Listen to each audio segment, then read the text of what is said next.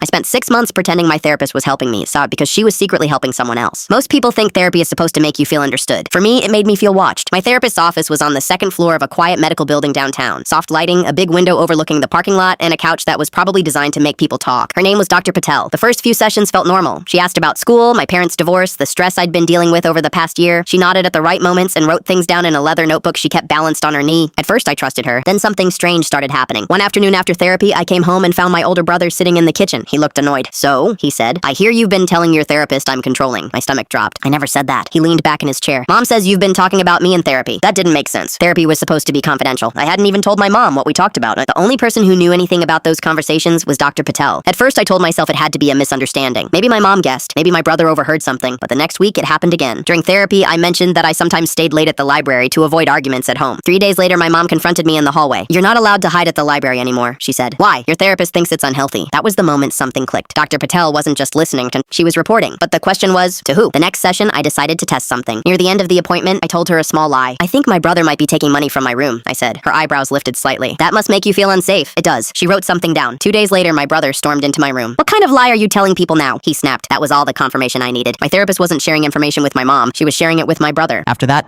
I stopped telling the truth. Instead, I started designing stories. Carefully, strategically. Every session became an experiment. I told her I was thinking about transferring schools. The next week, my brother started asking if I was running away from my problems. I told her I felt afraid to speak at home. Suddenly, my brother started acting unusually polite around me, like he was trying to prove something. Each lie traveled exactly where I expected, and every time it did, I wrote it down. Dates and conversations, exact phrases. Anything that showed my therapist was sharing information she had no right to share. But the real question still bothered me. Why? Why would a licensed therapist risk her career to tell my brother what I said? I didn't find the answer until one night when I walked past the living room and heard them talking. Dr. Patel and my brother. They were sitting at the dining table together, like they already knew each other. I stayed just long enough to hear one sentence. "You just need to keep telling me what he says in sessions," my brother told her, "and I'll handle the rest." That's when everything finally made sense. Dr. Patel wasn't just my therapist. She was my brother's girlfriend, and I had unknowingly become their source of information. After that, I stopped rushing. If you're building a case, patience matters. For the next 6 months, I kept feeding them lies. Stories that made my brother reveal more about what he knew. Stories that proved Dr. Patel was repeating everything I said. Until finally, I had enough. The final step was simple. I asked for a family therapy session. Dr. Patel agreed immediately. My brother insisted on attending, which was exactly what I wanted. The day of the meeting, we sat in the same office where I'd spent months pretending to trust her. Dr. Patel began the conversation.